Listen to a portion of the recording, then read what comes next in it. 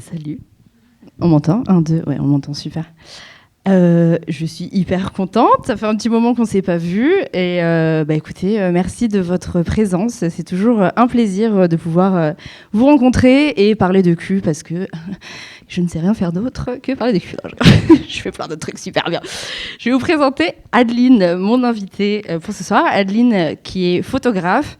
C'est ton travail, je le suis depuis un petit moment en vrai. Et j'ai toujours aimé ta vision et la manière de transmettre des choses au travers des photos et de m'apprendre plein de choses. Est-ce que tu veux dire un petit mot sur ton taf, peut-être le présenter, ce que tu as envie de véhiculer? Oui, effectivement, sur mon Instagram, donc je suis photographe mais aussi influenceuse.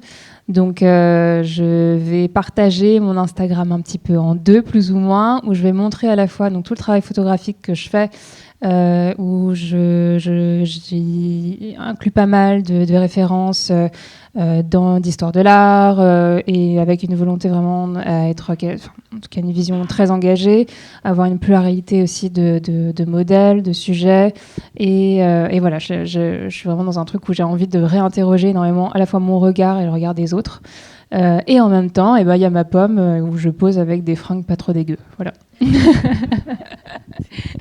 Est-ce que tu as déjà joué à une partie de jeu de cartes de cul avec 80 personnes un jeudi soir Non, mais écoute, super, je suis ravie de t'emmener tu dans cette aventure. me déflores. Parfait.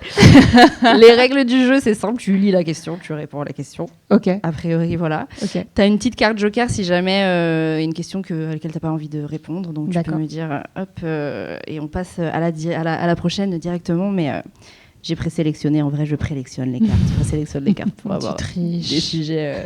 Non, mais pour avoir des sujets cool. Ok, c'est parti. Lequel de tes sens active le plus ton excitation? Oh waouh. Allonge-toi, prends ton temps. Je vous écoute. Alors, je dirais l'odeur. L'odeur, ok. Des odeurs en particulier Les odeurs, l'odeur de la personne énormément. Ouais. Ça joue énormément, ouais. Et est-ce que tu essayes consciemment de justement de venir un peu titiller ce sens Oui, je vais beaucoup chercher. Ouais, ok, d'accord. C'est quelque chose qui te... J'ai appris un truc sur l'odorat, c'est que c'est un des seuls sens, je crois, qui est connecté directement au cerveau. Il n'y a pas de... L'influx nerveux va hyper vite au cerveau. Ouais. Et c'est hyper relié au souvenir, à la mémoire, etc. Ouais. Et c'est pour ça que c'est super fort comme sens, c'est que ça va très vite. Ouais, hyper clairement. Intéressant. C'est vrai que l'odeur... Qui a la passion? J'avoue, j'ai un peu passion renifler les aisselles. Levez la main. Ne laissez pas toute seule, merci. Parce que là, j'étais là. Arrêtez de mytho. Non. Je sais que vous reniflez des aisselles, c'est super bien. Il y a tout qui est concentré à ce niveau-là. Je me justifie complètement, oui. Mais du coup, c'est intéressant. En choisissant la carte, je me suis dit, est-ce que tu allais dire la vue, du coup? Parce qu'en tant que photographe, il y a cette... ta vue, c'est quand même quelque chose d'important, tu vois. Ouais. Est-ce que c'est quelque chose... Si, aussi, mais c'est bon, c'est juste que si je dois faire un top, l'odeur va au-dessus parce que, je sais pas, il y a quelque chose qui est plus rare aussi, d'une certaine façon. Et la vue, en fait... c'est aussi quelque chose que j'exploite énormément, je suis extrêmement observatrice, donc j'aime énormément tout regarder sans arrêt. Et du coup, c'est vrai que j'emmagasine énormément d'informations visuelles, mais je sais pas, non, c'est vraiment l'odeur, parce que j'ai aussi une sorte d'obsession pour le parfum, j'aime bien apprendre, parce que je suis pas du tout un nez, mais j'adore décrypter ou détruire en fait les parfums, savoir ce qui les compose, et du coup en fait de pouvoir sentir la peau de quelqu'un et me dire en fait là je repère telle ou telle chose, et c'est pour ça que j'aime bien, c'est pour ça que ça me voilà. J'adore, je kiffe. Qui veut partager son sens préféré, ou le sens préféré, c'est peut-être pas le terme approprié, mais qui en tout cas active le plus l'excitation? Yes. Trop bien. Bonsoir. Salut. Alors c'est Garance, elle. Et alors bon, moi aussi c'est l'odeur, mais du coup je voulais parler de la dernière odeur que j'ai sentie pour voir un petit peu si c'est fréquent ou pas. Et en fait c'est un gars avec qui j'étais restée assez longtemps, plusieurs années. Et alors j'adorais renifler ses aisselles. Hashtag Team Aisselle, merci, on est là. Et en fait il sentait le cannabis. Et c'était très étrange parce qu'il ne fumait pas, ni cigarette, ni cannabis, ni rien du tout. Et voilà. Et moi, en tant que fumeuse, je savais bien reconnaître cette odeur et c'était assez Et du dingue. coup, ça te plaisait ou pas? Énormément. J'imagine. Reste à côté, s'il te plaît. Voilà. Bon, c'est tout. Merci. Merci. J'adore ce genre d'anecdote. Si vous en avez plus, je prends. Mais du coup, je me demande, moi, ce que je sens. Est-ce que je sens le cannabis Faut sentir, en fait, tu te sens à l'intérieur du coude. Et c'est là où tu sens ton odeur à On toi. se sent à l'intérieur du coude, s'il vous plaît. Ouais. Bon, ça sent pas grand-chose. Je Bah, sais pas pourquoi. non. Je suis un peu déçue. Je vois des gens qui se sentent les uns les autres. J'adore. Alors, attends, qui c'est qui a le ici. Ouais. Bonsoir. Moi, c'est le Louis. Le fait que quelqu'un me parle et me décrive ce qu'il aime et ce qu'il aime me faire ou qu'il aime voir ma réaction, je trouve que c'est hyper excitant parce que ça me permet de visualiser et de comprendre comment l'autre fonctionne aussi. Je ne sais pas s'il y a des gens qui sont pareils ou pas, mais voilà. Moi, je suis team oui à fond. C'est la musique. La musique, c'est un truc... Tu me mets un petit casque, une petite musique, ça peut aller très vite, très fort, très haut. Et... Playlist. Ah, merci. C'est hyper important, la playlist. J'ai des playlists, si vous voulez. Hyper important. C'est hyper important. Mais il y a des personnes que ça déconcentre complètement la musique et au contraire d'avoir... Et d'autres personnes... Alors, je sais pas vous si vous avez déjà rencontré des personnes comme ça où il faut un fond sonore. Parce que j'ai une personne avec qui j'ai relationné. Il lui fallait forcément un fond sonore et il s'avère que c'était souvent les Simpsons. C'est pas le truc le plus sexy, surtout quand moi je suis toujours en train d'écouter, t'es là genre yeah, ok, bon bah merci. Et il fallait absolument genre le silence de nos corps qui s'enlacent, c'était trop. Il avait peur du smooch, tu sais quand ça fait. C'est la meilleure partie. C'est la meilleure partie. Je ne sais pas. Écoute, il ne voulait pas, ou peut-être il voulait que je ferme ma gueule, j'en sais rien. Mais il était là, non, fallait qu'il y ait Simpson. Ça m'a un peu traumatisé cette histoire. Qui a besoin d'un fond sonore qui met les Simpsons dénoncez-vous. Il y a quelqu'un d'autre qui voulait répondre à la question. Oui, je voulais répondre à la question aussi. Alors, donc je m'appelle Pierre Benoît. Moi, c'est pas l'odorat, on va dire mon sens préféré, mais j'ai quand même une anecdote à ce sujet. C'est que depuis que je suis, quand j'étais lycéen, il y a une odeur que j'ai associée à une personne, à un crush, quoi, on peut dire. Et depuis, je la reconnais tout le temps. Et c'est le seul parfum que je reconnais tout le temps. Et c'est, pour ne pas le citer, Alien de Thierry Mugler. Et franchement, dès que je le sens, ça me fait vriller. C'est-à-dire que vraiment, si cette personne me plaît, là, je vais y aller à fond. Sinon, je me retiens. Mais voilà, ça me fait un effet immédiat. Tu lui offres un autre parfum, sinon ça marche aussi. Ouais. Tu lui offres Mais c'est hyper intéressant. Mais du coup, c'est ça, c'est le souvenir en fait de la personne qui te remet dans un état de. Certainement, mais ouais, le seul parfum que je reconnais. Sinon. Absolument pas, j'ai aucun talent là-dedans. Ça vous fait pas ça, genre vous rencontrez quelqu'un, son odeur machin, et vous sentez son parfum partout après? C'est bien quand on passe à autre chose et qu'on sent la personne partout dans la rue, bien sûr. Merci, au revoir. Je parle de moi. Est-ce qu'on passe à la prochaine question? Ou il y avait quelqu'un d'autre qui voulait répondre? Une dernière réponse? Ouais. Ah, c'est réactif. Bonsoir, moi c'est Marie. Du coup, je reviens sur Louis, parce que moi c'est le sens que je préfère. Quand j'entends l'autre gémir. Et la dernière fois, il m'est arrivé quelque chose d'étrange. À chaque gémissement, je sentais comme une pression sur mon clito. Et du coup, à plusieurs reprises, et j'ai trouvé ça très plaisant et assez intéressant. C'est génial. Ouais. Voilà. Il y a un brevet de sextoy à faire, là, je sais pas. Qui est activé par le bruit, c'est cool. Bluetooth, quoi. De ouf. Je te laisse piocher une carte. Alors, embrasser après cuni ou fellation, la base ou nope, pourquoi? La base. Voilà, j'ai fini mon argumentation. Ce qu'il faut vraiment argumenter. Non, la base, parce que, je sais pas, je trouve que ça rapproche encore plus. Il y a vraiment ce truc de partage jusqu'au bout. On ne sait plus de qui sort ce fluide, qui a quoi, qui sent quoi, qui goûte quoi. Et j'aime bien cette idée-là. Donc ouais, moi ça me plaît. Et toi? Oui, normal. Enfin, c'est-à-dire que ça m'est jamais venu à l'idée de ne pas le faire. Je sais pas. Ouais. Oui, tout C'est, simplement. écoute, on partage, on est là, voilà. La semaine, enfin, tu vois, le matin, on va avoir l'odeur dégueulasse du Oui, matin. oui, pas c'est clair. grave, Donc, tu vois. non, mais parce Non, que après, ça peut être bon aussi, c'est très bien. Non, mais de ouf. Mais moi, j'ai rencontré quand même pas mal de personnes, des hommes en l'occurrence, où embrasser après fellation, c'est compliqué, quoi. Ou après, éjaculation, c'est genre, mais je fais, mais ça vient de ton corps, a priori. Pourquoi ça peut aller dans le mien, mais pas dans le tien? Ouais, effectivement. Voilà. Si quelqu'un ici n'aime pas embrasser après avoir éjaculé dans la bouche de quelqu'un, est-ce que vous pouvez nous dire pourquoi, s'il vous plaît? Ça m'intéresse. Et oui, tout le monde vous regardera. Non, Est-ce que quelqu'un veut répondre à cette question? Ou d'ailleurs l'inverse, si quelqu'un aime pas embrasser après. Ou si quelqu'un aime pas, ouais, de ouf, hein, c'est ça qui est... Répondez, je veux savoir vos vies. Bon, au final, j'ai dit mais je crois que il a pas suivi quand même négation. En fait, moi, j'ai pas de problème avec ça, justement. Enfin, je trouve pas ça bizarre, je trouve pas ça dégueulasse, justement, parce que c'est un mélange de fluides. Et puis même, on est dans un échange qui est très profond pour moi. Donc à partir de là, que je sois embrassé alors qu'on vient de finir de me sucer, je m'en fous. Ok. Ou d'embrasser après avoir fait un cuni. Ou autre chose aussi. Ou d'abord, oui. C'est vrai. Franchement, je m'en fous. Enfin, Il y a d'autres vraisemblablement, choses, je trouve d'autres endroits du corps à que lécher. ça resserre le côté intime en fait avec la personne. Du coup, t'arrives à être plus à l'aise tout bêtement. Ok, Voilà, intéressant. c'est tout ce que je voulais dire. Trop bien. Merci de l'avoir dit. C'est bien. Quelqu'un veut rajouter quelque chose? Vous voulez qu'on le fasse sinon on le fait anonyme, on lève la main. Qui c'est qui aime bien? Qui c'est qui aime bien? Je Voilà, savais. 100%. Vous êtes pas là pour vous êtes là pour des bonnes raisons quand même. Ah, on est d'accord. Non, mais cette question en vrai. Mais bon, c'est intéressant de voir que tout le monde n'est pas forcément à l'aise avec son propre corps, quoi.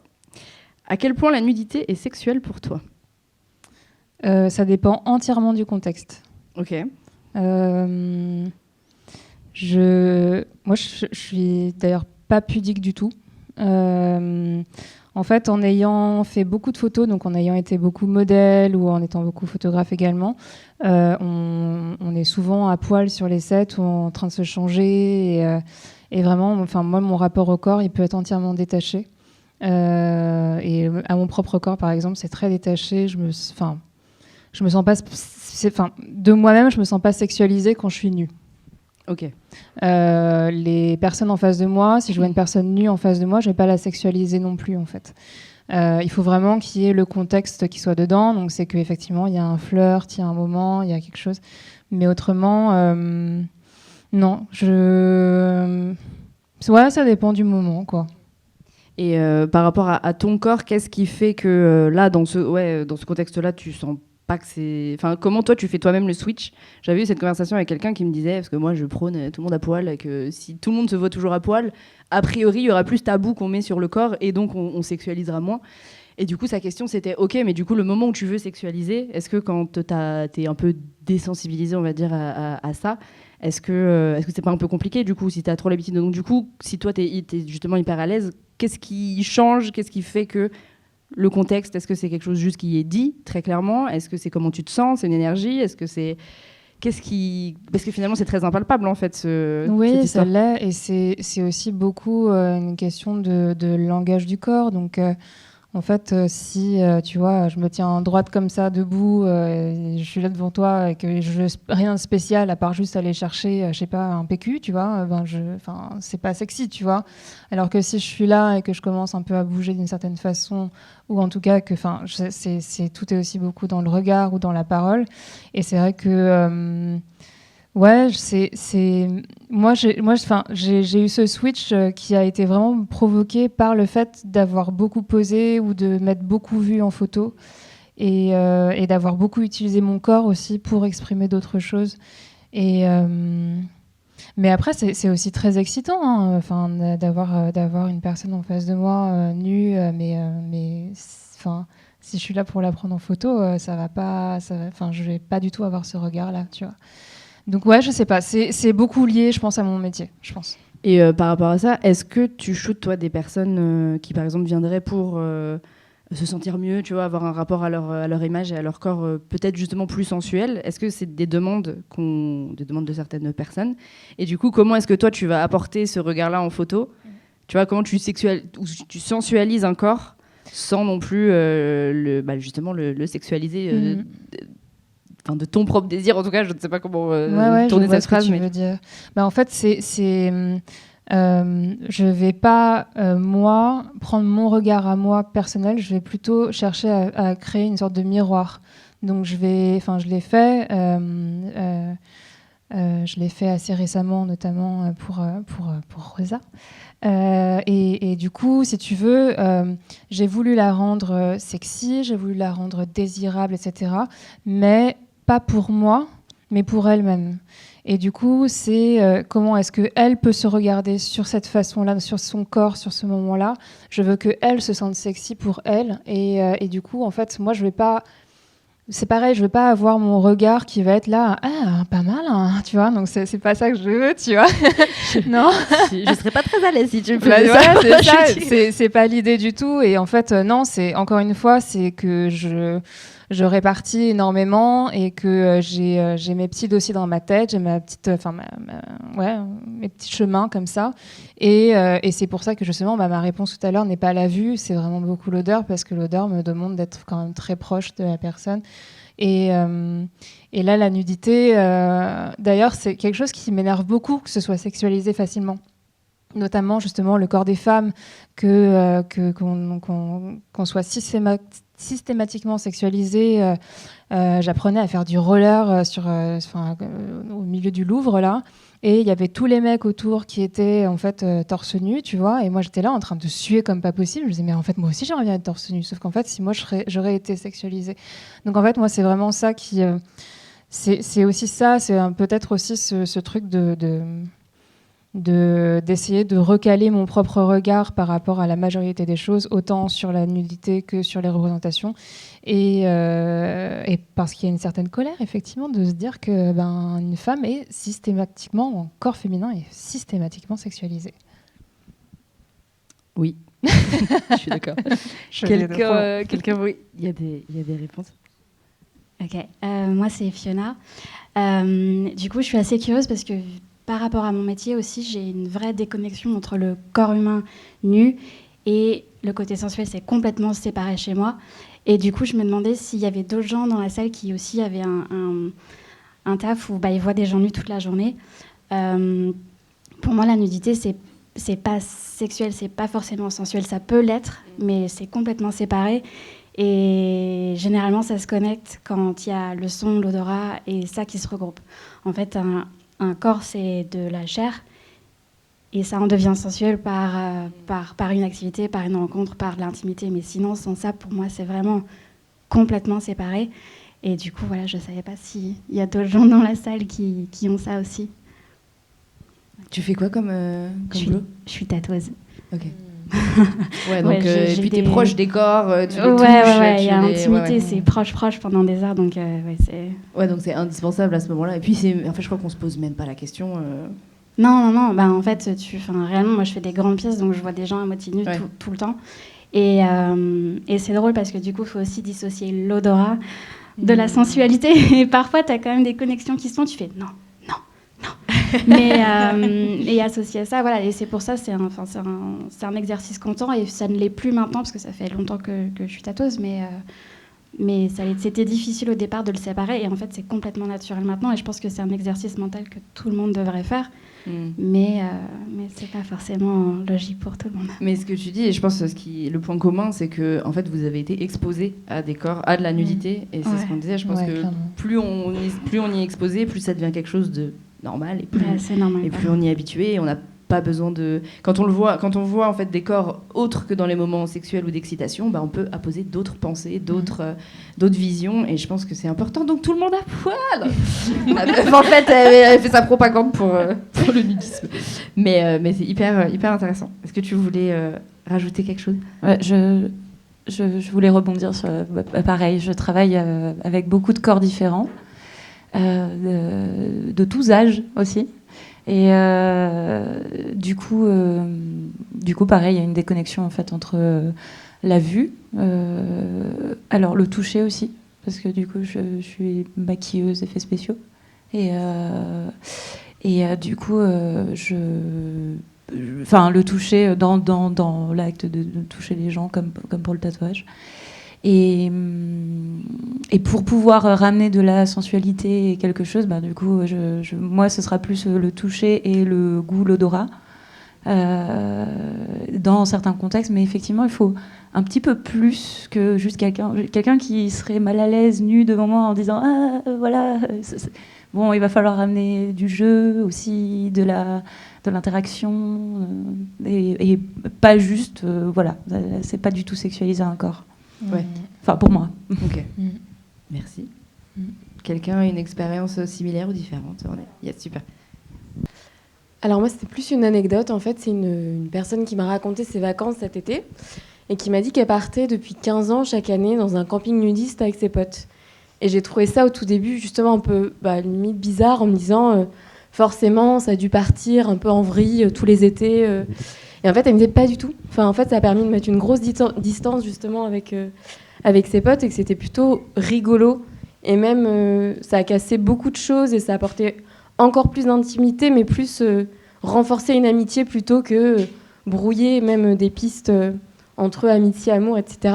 Et qu'au contraire, ça donnait des situations un peu risibles comme tiens, bouge pas, t'as une petite miette sur ta verge, attention. Donc vraiment, c'était. Mais j'ai trouvé ça assez étonnant. Voilà. Ils sont proches quand même. Oui. J'irai pas balayer les miettes sur les verges de mes voisins, non, mais. Non, elle lui disait. Voilà. C'est oui, de ouf. Mais moi, je suis persuadée qu'en effet. Et puis, c'est ça, en fait, je crois qu'on n'a rien à cacher en plus quand on est à poil devant quelqu'un. Donc, ça enlève encore des barrières peut-être et des tabous qu'on peut avoir. Ouais. Il y avait une autre personne, je crois, qui voulait intervenir.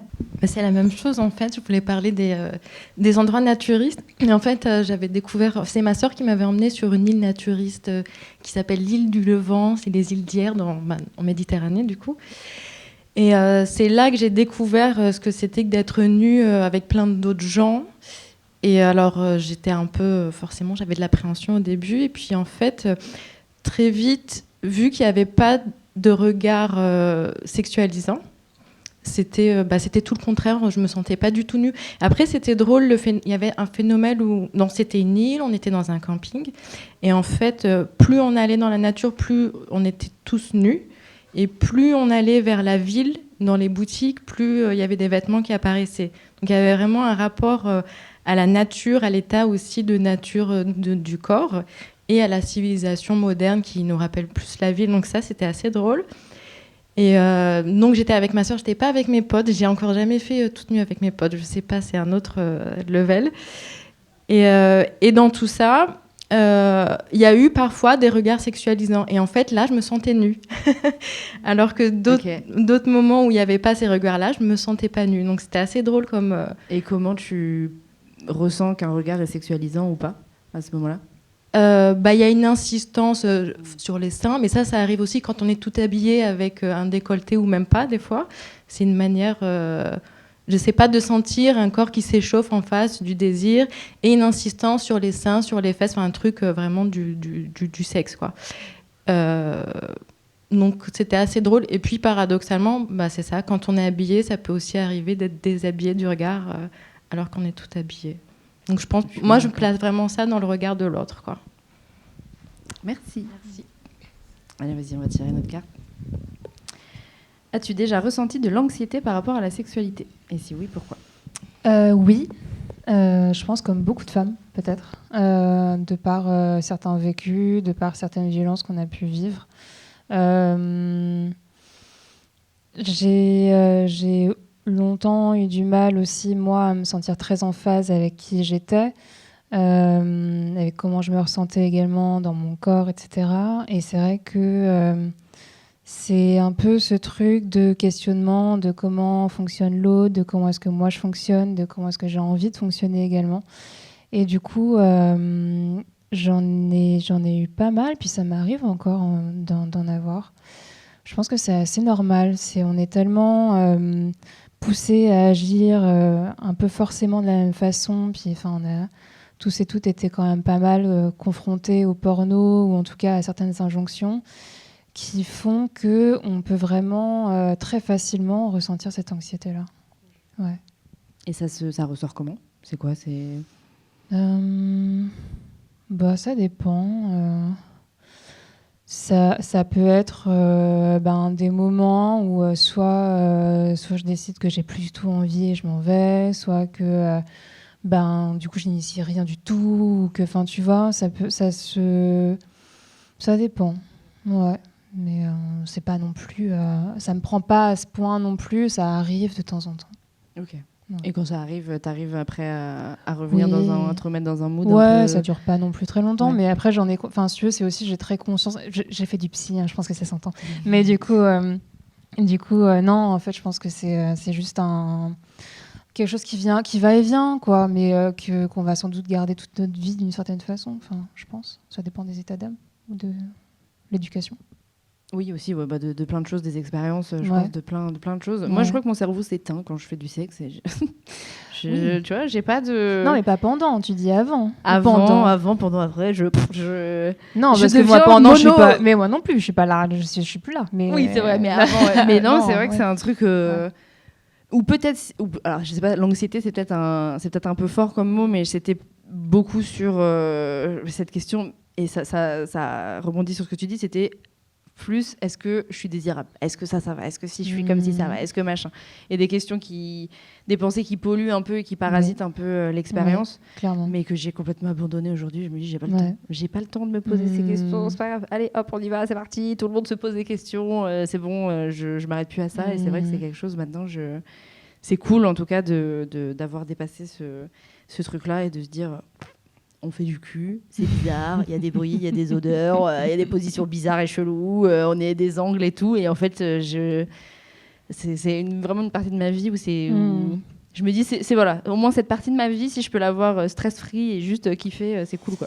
Ça, tu vois, ça me fait penser que moi, j'avais énormément ce regard en me disant, ça va, est-ce que je suis suffisamment bonne quand je fais ça, est-ce que visuellement, c'est cohérent, est-ce que ça rend bien, tu vois. La photographe de l'enfant. Clairement, la lumière, attendez, la lumière. mais non, ça c'était surtout en fait quand je pouvais coucher avec des mecs, alors qu'en fait quand c'est avec des nanas, pour le coup, c'est jamais le cas. Donc ça, c'est vraiment, tu vois, un regard que j'avais sur moi qui était vraiment de se dire, ok, là, il faut quand même que je sois, tu vois. Et du coup, tu réfléchis. Bon, maintenant, c'est plus le cas, tu vois, je réfléchis plus à ces trucs-là. Maintenant, j'ai rien à foutre. Mais c'est, attends, alors du coup, est-ce que là, autour de l'auréole, il reste peut-être un poil qu'il va avoir et du coup, peut-être que ça va faire un truc. Tu vois. C'est vraiment, tu sais, cette vision du corps qui au final est quand même vachement triste en fait, tu vois. Enfin, c'est qu'en fait t'es pas concentré sur ce qui se passe, t'es concentré sur toi et comment t'es et est-ce que ça va, je suis bien cambrée, machin. Enfin, tu vois, c'est ouais. Et au final, tu prends en plus beaucoup moins de plaisir, j'imagine. Ah mais largement, bien sûr. De ouf. T'es pas concentré sur ce que tu ressens, t'es concentré sur de quoi t'as l'air. C'est ouais. Je connais. Je suis bien contente de plus penser ça. C'est quand même un truc qui. Bah ouais. C'est comment pour vous ? Est-ce que vous ressentez de l'anxiété parfois au niveau de la sexualité de manière générale, hein, ça peut être des questionnements, ça peut être l'acte sexuel en lui-même, ça peut être la masturbation, ça peut être quoi que ce soit. Moi, en fait, ça m'intéresse parce qu'il y a pas mal de choses qui ont été évoquées. Et en général, quand on parle de ce genre... Enfin, je dis bien en général, hein, quand on parle de ce genre de choses, on pense directement aux femmes. Moi, je me demande déjà si les hommes dans la salle, ils se posent ces questions-là. Après, c'est pas moi qui fais le... C'est pas moi qui suis... Voilà. Mais moi, en tant qu'homme, en tout cas, ouais, ça m'est déjà arrivé concrètement. Mais pas forcément pour les mêmes choses. Du coup, c'est pas... Je dirais pas que ça soit sur les détails de mon corps ou quoi. Parce que en tant qu'homme, on a beaucoup été habitués justement à se dire on est comme on est, elle se démerde. Concrètement. Clairement. On a été habitué à ça. Moi, je sais que j'ai beaucoup été habitué à ça. Enfin, les filles avec qui j'ai pu coucher, j'étais en mode, elle était séduite. Et puis au final, peu importe si je sens bon, si je me suis brossé les dents, c'est pas un problème. Ça, c'est une parenthèse. Ça à faire en plus. Vous prenez une douche. Mais voilà. Non mais tu te sens pas très bien. Voilà, ça va parler et on est là. Wouh. Ça, je me dis, c'est un problème particulier. Après, si, je me brosse les dents, mais quand même, minimum. Voilà, j'ai ma brosse à dents, c'est une signal, tout va bien, tu vois. Est-ce qu'elle est en bambou ? Non, elle est pas en bambou, malheureusement. J'ai pas pensé suffisamment à la planète, malheureusement. Mais moi, en tant qu'homme, en tout cas, ça m'est déjà arrivé de pas ressentir je dirais pas de l'anxiété, mais quand même pas mal d'appréhensions qui, cumulées, peuvent devenir de l'anxiété. Parce que j'ai été amené à fréquenter beaucoup de femmes qui avaient subi des abus. Du coup, moi, j'étais dans une posture où je me suis dit, est-ce que là, elle considère que ça va? Est-ce que là, pour elle, j'ai pas trop franchi son territoire? Est-ce que là, je respecte ce que elle conçoit comme étant normal, de ce qu'elle accepte, etc. Et en fait, ça crée de l'anxiété parce qu'au final, avant même d'avoir un rapport, tu te dis bon, est-ce que là, genre, je peux l'approcher? Est-ce que si je la vois et qu'à un moment donné, je sens que c'est dur, je vais me dire ouais, non, faut pas. Enfin, il y a pas mal de questions en tout cas qui se posent et moi, en tout cas, c'est mon cas. Je me suis déjà interrogé à ce niveau-là, quoi. Et dans ces moments-là, est-ce que demander à la personne, ça aide à régler le souci ou pas forcément? Ça dépend. Ok. Ça dépend parce que du coup, l'expérience fait que tu dis ouais, mais avant, je pouvais pas faire ça. Du coup, tu as plus de mal. Moi, je suis quelqu'un, je respecte beaucoup tout ce qui est consentement, qu'on me dise oui, non, que ça soit clair, pour que dans ma tête, je puisse me dire ok, je suis un mec, je sais que j'ai des pulsions et je sais que dans un sens, si je veux que ça se passe bien, des fois, je dois aller à l'encontre de ces pulsions. En fait, parce que c'est des pulsions sexuelles qu'on ressent. On va voir, je sais pas, moi, ça m'arrive des fois que je vois ma petite amie, elle est en culotte, je vais être là en mode waouh, mais juste parce que je l'ai vue. Et peu importe la position qu'elle va avoir, peu importe ce qu'elle fait, c'est pas mon problème. Juste vu que c'est elle incarne quelque chose qui fait que j'éprouve ça en fait. Et du coup, à partir de là, ça rend le truc un peu compliqué, ouais, c'est vrai. Ouais, bah là, en plus, toi, t'as un rôle pour le coup, de vraiment demander et mettre la personne dans une position de confiance et de sécurité. Ouais. Et bah oui, c'est quelque chose à créer à deux, en fait, au final. Mais je comprends que ça puisse... Ça peut être compliqué, parce que ça peut être compliqué, ouais. Je trouve qu'il y a peu d'hommes à qui on peut se référer, déjà, à ce niveau-là. Et que, dans un sens, ok, les femmes, elles peuvent nous amener à comprendre ce qu'elles ressentent, mais au final, pas forcément à savoir qu'est-ce qu'on doit faire dans le concret. Voilà. Parler, je pense. Ouais. C'est déjà un bon truc, quoi. Ouais. Voilà. Merci, ouais, petite partie de discutons. Si jamais je fais de la pub, on sait jamais. J'aimerais bien rebondir sur... Attends, où es-tu? Ici. Ah, cool. Salut tout le monde, c'est Mélanie. J'aimerais bien rebondir sur ce sujet de l'anxiété autour du consentement, parce qu'en fait, c'est de ça qu'on parle. Quand on est dans une position un peu dominante, le langage, ça paraît être la solution la plus facile, et pourtant, ça peut créer de l'anxiété chez la personne en face. Et ça, c'est complètement... Enfin, c'est difficile à gérer, parce que le fait même de demander « est-ce que je peux ? Est-ce que tu as envie ? Est-ce que ça va ?» ça peut ramener du rationnel ou du cérébral et court-circuiter, en fait, ce qui se passe chez la personne en face de soi. Et je ne sais pas si c'est... culturel ou quoi, mais personnellement j'ai été très confrontée à ce problème qu'on me dise mais ta gueule en fait. Alors tu posais trop de questions. Oui, alors que moi j'ai besoin en fait de savoir que c'est ok. Et la personne en face me trouvait que ça posait un souci, ça brisait son flow quoi. Donc voilà. Et est-ce que vous avez trouvé une solution à ça? Est-ce que juste t'as fermé ta gueule? Qu'est-ce qui s'est passé? J'ai tenté des trucs sans rien dire et après j'ai dit ça t'a plu? Elle m'a dit bah non. Je dis bah ah ouais. Du coup c'est QFD. Du coup c'est sympa mais ok c'est mais au final c'est clairement une histoire de se connaître et de savoir voilà si au moins la personne peut te dire moi le fait de trop me demander de trop poser de questions ça me stresse au moins c'est encore une guideline que tu peux suivre et après à tricoter ensemble comment créer quelque chose de fluide et d'organique en fait entre vous mais en tout cas j'avais jamais entendu ça que trop demander justement ou demander pouvait créer de l'anxiété donc c'est hyper intéressant. Merci. Il y a une autre personne. Bonsoir. Moi, en fait, je voulais rebondir sur le témoignage d'avant, où déjà, en fait, je pense que hommes, femmes, non-binaires, machin, on est tous confrontés déjà à des injonctions de la société, de la pornographie, de machin, et donc on est tous, je pense, sujets à de l'anxiété sur la sexualité, en fait, mais qui vient de divers endroits. Et moi, en tant que femme cis-hétéro, en fait, ma plus grande source d'anxiété, souvent, c'est de savoir si l'autre personne va respecter mes limites et va respecter mon consentement et compagnie. C'est vraiment ça la grosse source d'angoisse. Et effectivement, le dialogue, c'est souvent la clé pour éviter ça, mais c'est vrai que ça suffit pas toujours parce que des fois, même la personne pose la question, mais on peut quand même se sentir justement pas suffisamment en confiance pour dire vraiment les choses. Enfin, il y a vraiment plein de choses qui font que les limites peuvent être quand même franchies malgré la parole, quoi. Et ça, c'est vraiment la plus grande angoisse dans la sexualité en tant que femme hétéro.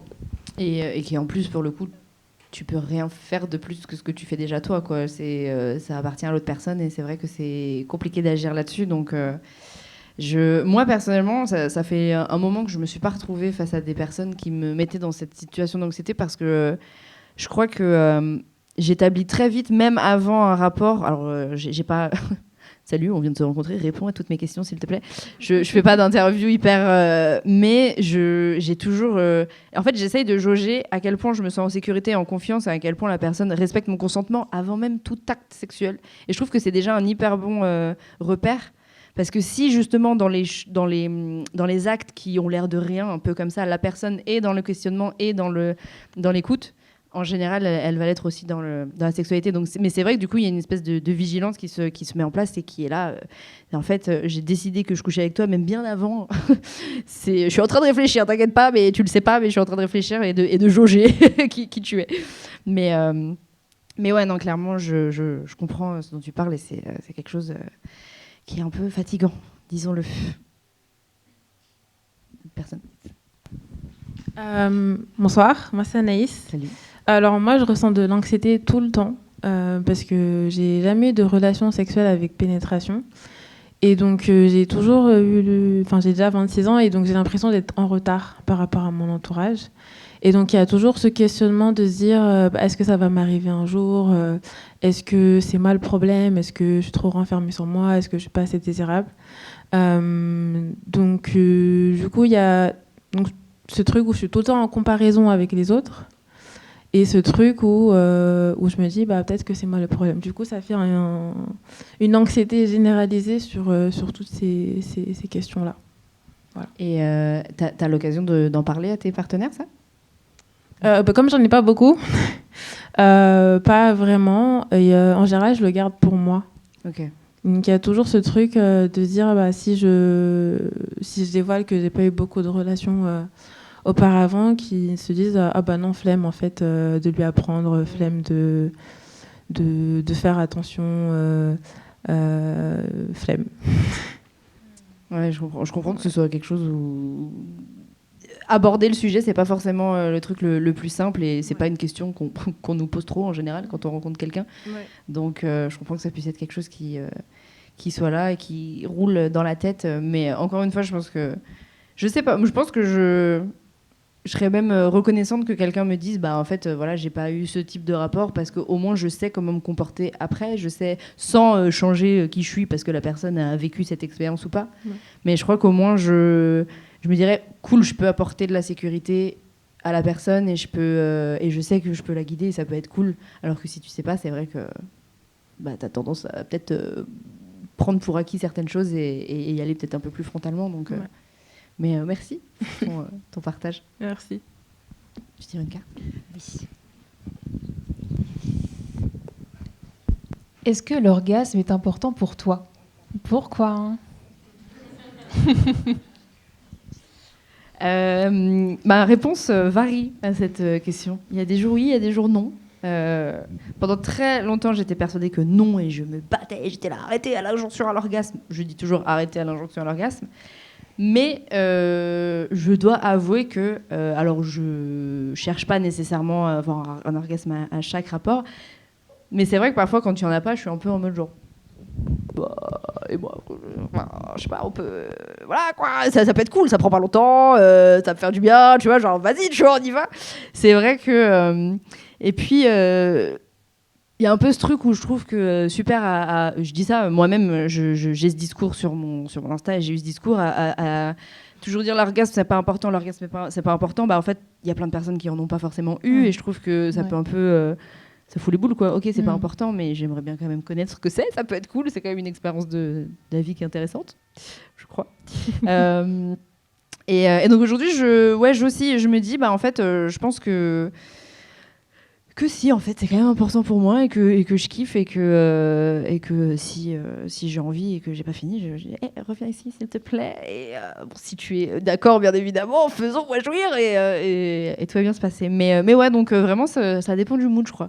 Ouais. Mais je suis plus aussi vraiment obstinée sur ma réponse à dire non c'est surtout pas important, on cherche pas l'orgasme pendant un rapport. Je le pense toujours, c'est pas le but, c'est pas la destination d'un rapport sexuel, mais j'ai envie d'avoir mes orgasmes, quoi. Et toi? Moi, je me suis toujours sentie privilégiée, ou en tout cas, dans toutes les conversations que j'ai pu avoir avec pas mal de potes, c'est que moi, j'ai jamais eu de difficulté pour en avoir, peu importe les rapports. Et du coup, effectivement, j'ai jamais questionné la question. Enfin, ça m'est jamais venu à l'esprit. Je me suis jamais dit, est-ce que c'est important d'avoir un orgasme ou non? Parce qu'en fait, tout simplement, j'en avais un. Et en fait, non, c'est venu peut-être un petit peu plus tard, ou vraiment plutôt dans les relations lesbiennes, où là, pour le coup, c'est beaucoup plus... où en fait, ça dépend. C'est-à-dire que je me sens pas forcément obligée, parce que des fois, moi, j'ai envie de prendre la main, tu vois, et puis en fait, je sais pas, c'est moi qui suis là, et puis en fait, je suis 100% concentrée sur ma partenaire. Et je vais pas avoir spécialement ce truc de me dire maintenant c'est à mon tour, hein, tu fais ta petite sieste pendant 5 minutes, c'est bon, tu reviens. Et c'est pas obligatoire, tu vois. En fait, ça dépend. C'est pas, je suis plus, mais parce que j'ai jamais été, sans doute aussi. C'est pas un truc ultra important. Ça dépend comment aussi le rapport se passe, et que en fait, il y a différents niveaux aussi, tu vois, d'orgasme. Parfois, ça peut être très long, et puis parfois, ça peut être aussi beaucoup plus faible que d'habitude, ou parfois plus fort, ou machin. En fait, je sais pas, c'est tellement variable et tellement large comme concept que je le ressens pas comme un but ultime en soi. Chez l'autre aussi, quand même, j'aime bien me dire, allez, c'est bon, j'ai réussi, tu vois. Mais okay. Tu vois, c'est intéressant, ça. Non, oui. Mais après, c'est vrai que pour moi, un peu moins, mais parce que je sais que je kiffe quand même, en vrai. Et la même question, mais en solo. En solo aussi, c'est important parce que je compte m'endormir après. Si. C'est un bon déstressant, c'est vachement bien. Tu vois, seule, je vois que j'ai pas du tout la même. Ah oui, non, seule, si. Oui. Tu vois, je suis la seule. Ce n'est que pour ça d'ailleurs que je le fais, tu vois. Ah aucune autre raison. Oui. Mais je trouve que ça peut être intéressant de se dire, est-ce que je peux aussi me toucher sans forcément, tu vois, aller jusque là et voir ce que ça fait. Enfin, j'ai déjà fait, c'est cool. En vrai. Si, moi ça m'arrive, mais c'est juste que je me suis endormie avant. Ça a l'air sympa tes sessions. C'est ok. À tester, je vais essayer, je vais attendre d'être très fatiguée et je vais voir si je peux m'endormir pendant que je me touche. C'était quoi la question déjà? Est-ce que l'orgasme est important? Est-ce que l'orgasme est important pour vous, les amis? Oui, il y a des mains qui se lèvent. Non, moi je voulais juste rebondir par rapport à ce que tu avais dit sur le fait de s'endormir. Et moi je sais que, alors en solo, j'arrive pas à me faire jouer toute seule. Et mais j'ai essayé plusieurs méthodes. Juste ça fonctionne pas, c'est pas grave, c'est comme ça.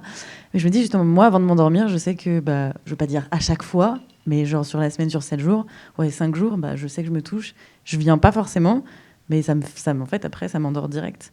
Donc, c'est pas forcément le fait parce que c'est long, mais c'est juste que quand on se touche, après, je sais pas exactement scientifiquement ce qui se passe, mais justement, ça libère des trucs qui font que tu t'endors. Et je trouve ça trop chouette de se dire que on a la possibilité de faire ça avec notre corps, et qu'il y a à la fois le but de se dire on se touche parce que c'est chouette et on se fait du bien, mais se dire aussi, parfois, on prend aussi le contrôle de notre corps d'une autre manière, avec aussi un élément qui est sexuel, mais qui n'a pas une finalité sexuelle. Enfin, c'est bizarre, je sais pas si... Ouais, si, ça fait grave sens, ce que tu dis. Donc voilà, ça m'a beaucoup parlé, du coup, je voulais juste réagir. Donc, voilà. Qui, dans la salle, se touche pour s'endormir Voilà. On vit tous la même vie. Il y avait d'autres mains levées, je crois. Moi, déjà, je voulais dire que sur le fait de se toucher quand t'es seule, enfin, oui, du coup. Généralement, moi, quand je le fais, c'est pas du tout dans un but de jouir à la fin. C'est plutôt, je m'ennuie, ou je passe une mauvaise journée, je sens que la bonne humeur n'est pas présente, et je me dis, tiens, je prends mon womanizer, puis on va aller s'éclater sous la douche, et on va passer une meilleure journée. Mais je fais ça comme si j'allais manger un fondant au chocolat, ou c'est pareil. Mais à l'inverse, avec un partenaire, et même avec mon womanizer et mon partenaire, en même temps, comme le womanizer, c'est la seule technique que j'ai trouvée pour éjaculer, faire la femme fontaine. Mais avec mon partenaire, ça me met une pression quand on utilise le womanizer. Parce que du coup, je me dis, si je jouis pas à la fin physiquement, que ça se voit pas, qu'il n'y a pas une tache sur le drap quelque part qui montre que j'ai fait la femme fontaine, alors on a échoué avec le womanizer. Et ça me met une pression, alors que quand je suis toute seule avec, tout va très bien. Il n'y a pas besoin de taches sur le drap. Tout se passe très bien. Mais ouais, je ne sais pas pourquoi je bloque là-dessus. C'est toi en particulier, ta partenaire, c'est... Non, t'as fait cette mon remarque aussi partenaire, ou c'est... non, jamais fait de remarque là-dessus. En plus, c'était marrant parce que la première fois on l'a fait, et du coup, il a senti que j'étais bloquée dans le fait de jouir, et il avait tout de suite compris que c'était par rapport à ça, alors que moi, je venais à peine de soulever l'hypothèse dans ma tête, et lui, il avait tout de suite cerné que c'était parce qu'il n'y avait pas eu cette manifestation physique de ma jouissance que j'avais été bloquée, quoi. Ok, et qu'est-ce qui pourrait... et si tu utilises... Alors, et s'il n'y a pas le womanizer, tu n'utilises pas le womanizer, c'est encore un autre mood, et en fait, et là, à ce moment-là, ouais, tu te mais il mets n'y a pas de cette problème. Genre, s'il n'y a pas de womanizer, il n'y a Ok. pas de problème. Mais le nouveau slogan, pas de womanizer, pas de problème. Ouais, ok. Je suis pas sûre qu'ils vont apprécier. Bon, bah, mettez vos womanizers de côté un petit peu, et puis... non, mais après, c'est sympa avec, hein, mais juste ça dure très longtemps, quoi. Faut être patient. Un truc qui peut être cool, c'est justement de te mettre un peu dans le truc contraire, c'est de te dire, ok, là on utilise le womanizer, le but c'est de pas jouer. Tu vois, c'est vraiment... Et donc du coup, bah, c'est gagné si tu joues pas. Et du coup, ça retire un peu ce mind. Tu vois ce que je veux dire? Ouais. Ça retire le truc de, oh machin, et bon, bah tu jouis pas, t'es pas déçu, et tu jouis, bah... T'es contente. À tester. Voilà, et c'était le petit tips de Tata Léa, que tout le monde peut faire d'ailleurs, hein, si ça vous intéresse. Je crois qu'il y avait une autre personne qui voulait répondre à cette question. Non. Allez, vas-y. Et puis après, on va finir avec une dernière question. Ouais, moi c'était juste pour dire que ouais, ça m'arrive de pas finir forcément. J'ai découvert ça récemment. Et en fait, je sens que juste en termes de flux sanguin, ça me détend et ça me fait du bien. Du coup, ça veut dire que en fait, je sens que le fait d'avoir une compression et une pression à ce niveau-là, une stimulation à ce niveau-là, ça fait que du coup, le sang en soi, il va ailleurs. Donc en gros, si j'ai mal aux jambes, j'ai mal à la tête, ou je sais pas quoi, je sens clairement que ça me fait du bien. Attends, tu peux la refaire? J'ai pas compris. Attends. Le fait de pas jouir. En soi, en gros, me masturber et ne pas jouir, Ok. c'est quelque chose que je fais. Ok. Parce que concrètement, ça me fait du bien. Ça me soulage physiquement. Hyper intéressant. Ouais. Clairement, je vais essayer la prochaine. Clairement, ça me soulage physiquement. En soi, je pense que le fait d'avoir un rapport sexuel, déjà, ça fait du bien, même à la tête. Ça évacue des maux de tête. Et c'est la même chose, clairement, je trouve, pour le restant du corps. Alors, si vous avez les jambes lourdes, essayez de vous masturber on et va ne faire finissez pas. circuler Voilà. tout le sang, les jambes en l'air, et puis... Après, sinon, pour moi, que ce soit pour moi ou avec ma partenaire, c'est important parce que je me dis, j'ai quand même envie qu'elle ressente ça. Après, maintenant, si elle me dit que, bon, elle s'en fout, je me dis, ouais, bon, dommage. T'es sûr que tu veux pas Voilà. On aime bien quand même, hein, malgré tout. C'est marrant...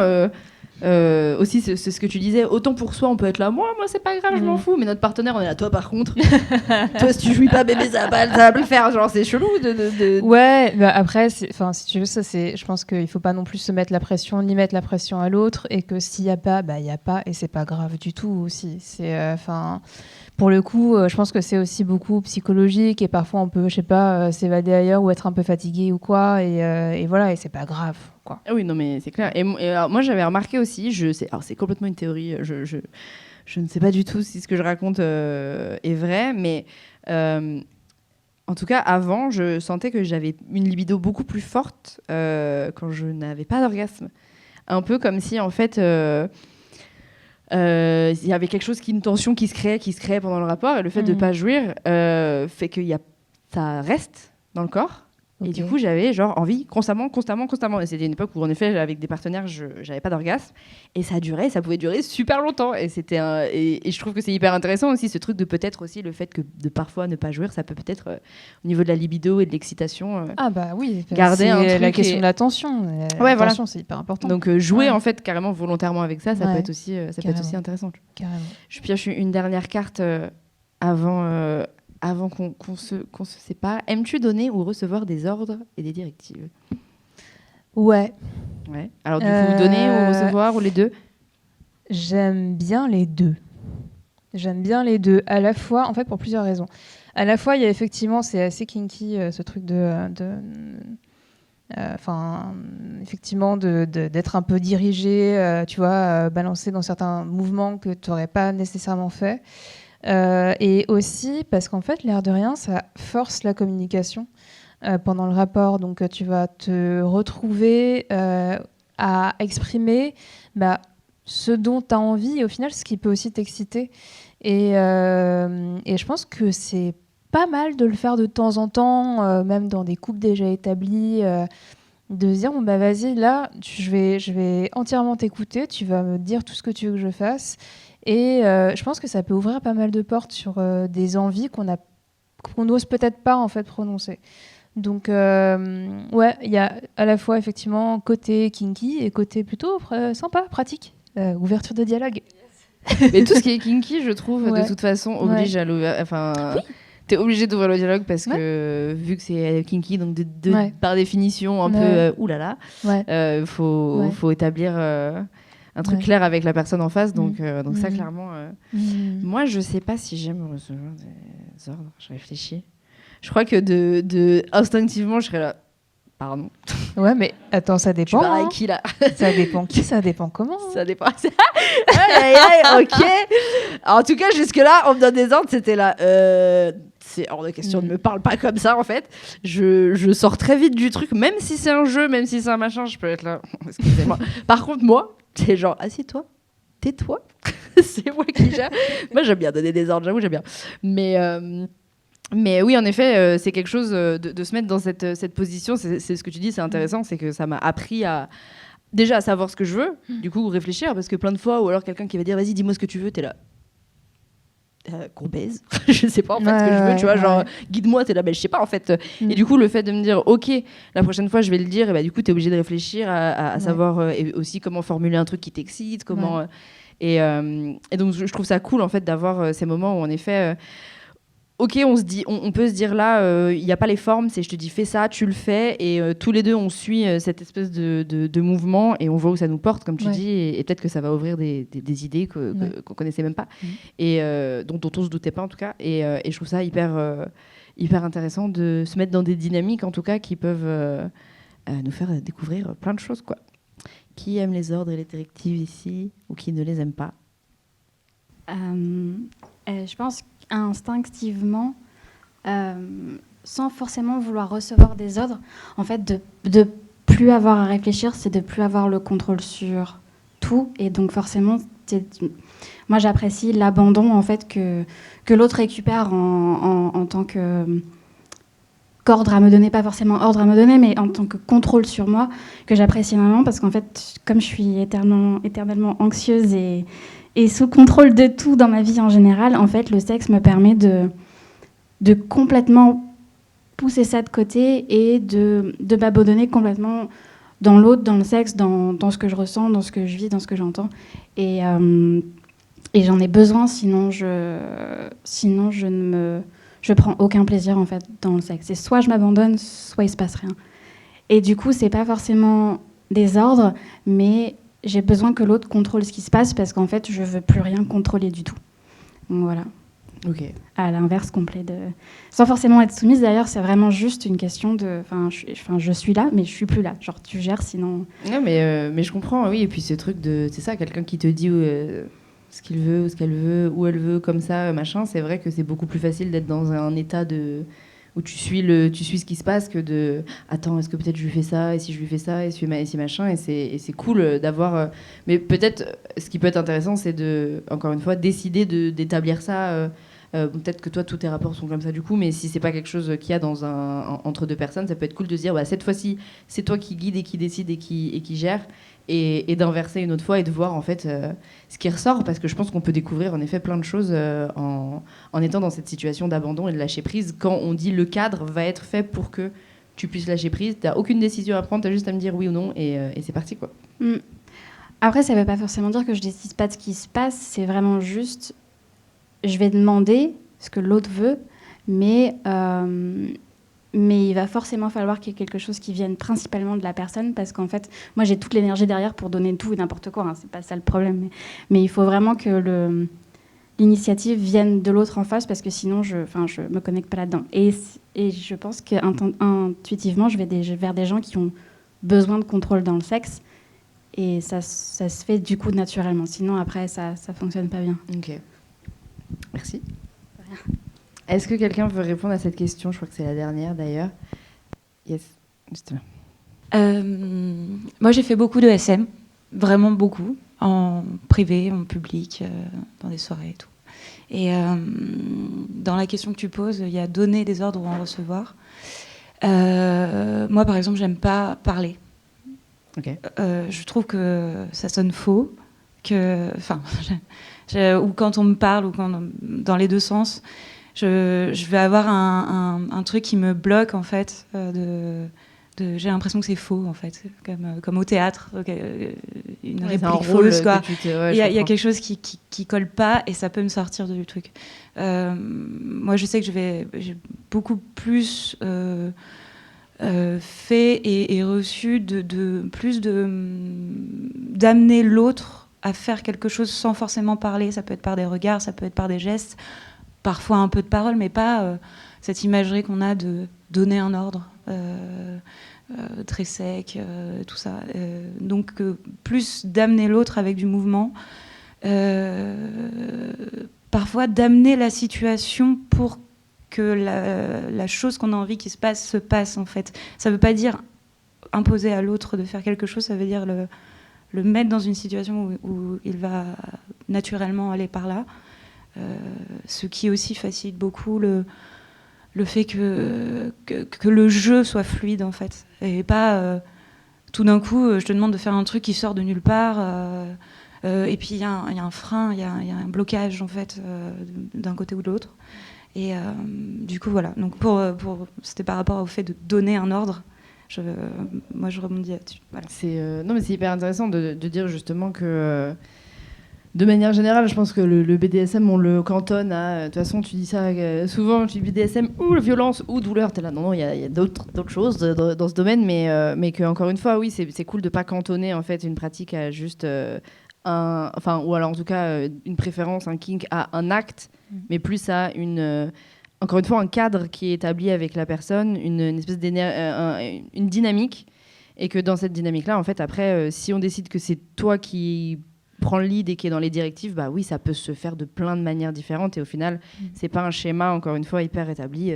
Dominer ou donner des ordres, ça veut dire en effet comme ça, avec le fouet, le truc en latex, c'est parti, tu hurles sur la personne. Et on peut en effet communiquer autrement, mais c'est hyper intéressant, je trouve, d'explorer ça et de se dire comment est-ce que je peux guider, comment est-ce que je peux donner des directives autrement que par la parole. Je trouve que c'est pareil, ça aide à avoir une espèce de créativité érotique et sexuelle qui peut être hyper intéressante au final. Mais même la parole, en fait, le truc c'est que, on parle d'ordre, mais moi dans ma tête c'était pas fais ça, fais ci. C'est vraiment plus, dire, exprimer en tout cas ce que tu aimerais que l'autre fasse, mais tu as 1000 façons de le faire, tu as 1000 tons différents également, et effectivement on peut passer par certains gestes, on peut passer, c'est assez vaste au final, et c'est vrai qu'il y a une vision très caricaturale, je pense, qui a été quand même pas mal véhiculée par comment ça s'appelle, 50 Shades of Grey là, mais qui au final, pour moi est un aspect qui fait kiffer certaines personnes, mais qu'en fait c'est tellement énorme comme façon de faire, donc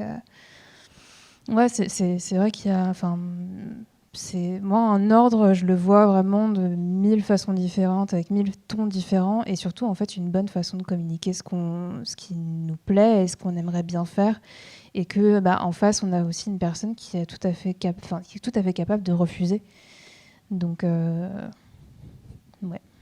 Merci pour cette conclusion qui est hyper intéressante, et j'espère que ça vous donnera matière à réfléchir sur c'est quoi un ordre, c'est quoi une directive et comment on la communique. Ouais. J'ai une dernière question pour toi qui est ma question voilà, pour clôturer l'épisode, c'est si tu avais un super pouvoir du cul, qu'est-ce que ce serait? Oh waouh. Waouh. Si tu veux, je te laisse un peu réfléchir, je te donne le mien. Pendant très longtemps, le mien, c'était pouvoir changer d'organe génital comme j'en ai envie. J'étais là, tu vois, genre, hop, tac, tu retires, tu mets, tu machin, cool. Ah ouais. J'ai ce fantasme de savoir, je sais pas pourquoi je bug sur ça fait quoi de pénétrer quelqu'un avec ton corps. Ça, c'est vraiment un truc qui me perturbe, je ne sais pas pourquoi. Ouais. Mais dernièrement, j'ai eu un petit éclair de génie, ce serait pouvoir faire du sexe à distance, tu vois. Ah, c'est bien ça. Je sais pas comment, mais genre, ça pourrait être trop bien. En Bluetooth encore. Ouais. Genre vraiment, tu sens la personne et tout. Par contre, dangereux. Du coup, si tu peux faire ça, t'imagines, t'es là, t'es au boulot, d'un coup, il y a l'autre qui te. Mais comme les sextoys à distance, là, avec les applis et tout. Tout pété, ça. Je sais pas, moi, j'en sais rien, j'ai jamais testé, mais T'as jamais j'ai vu ça dans des films, j'avoue. Ah, moi, je ne sais pas vous. Moi, ça n'a jamais marché, ces trucs. Ça me fait des guillis dans la chatte. Je ne vois pas l'intérêt. Je te jure, t'es là, genre, ok, c'est cool, j'ai une manette de PS5 dans le. Aucun intérêt, personnellement. Voilà, donc ce serait le cul à distance. Je vois. Non, j'avoue que moi, le seul fantasme sur le changer enfin, avoir un pénis, en fait, vraiment, la seule fantasme que j'avais là-dessus, c'était pouvoir faire l'hélicoptère. Ça me fascine. Ça me fascine. J'adorerais pouvoir faire l'hélicoptère. Eh ben, mais... ça a l'air. Ça les divertit beaucoup, donc c'est que ça doit être plutôt cool à faire. Non, mais en dehors de ça, en fait, c'est drôle parce que j'ai pas réfléchi par rapport à moi, mais par rapport aux autres. Et j'étais en train de me dire, bah moi, si j'avais un super pouvoir, je voudrais que tout le monde puisse avoir un orgasme. Du coup, j'étais un peu comme ça. Et j'étais pas sûre moi. Du coup, quand j'ai entendu ta réponse, c'était ah merde. Mais c'est vachement, elle est trop altruiste. C'est ouh. Tu prends un orgasme. Tu prends un orgasme. La paix dans le monde. Tu vois. Tic, toi. Ça peut être pas mal aussi, ça. J'aime bien. Bon, en tout cas, merci, Aline, pour ta participation. Ça m'a fait grave plaisir de reprendre le podcast avec toi. Est-ce que tu as des actions en ce moment? Tu veux te saucer, parler de projets, de trucs Est-ce que j'ai des actus? Je continue de travailler. Là, je sors d'un shoot là toute l'après-midi. Il sort quand le podcast? J'en ai aucune idée. Ouais, j'ai shooté pour GQ. Yes. Cet après-midi. Donc, je suis lassée, mais c'était trop bien et je suis très fière de moi. Voilà. Et, trop reconnaissante. Et voilà. Donc, souhaitez-moi de faire encore plus de photos. Voilà. On te le souhaite. Et plein d'expos et plein de trucs, plein de projets qui font plaisir. Oui, et des voyages. De ouf. Des voyages. Des reportages. Merci. Voilà. Merci à toi, Léa. Et merci à tout le monde. Merci beaucoup.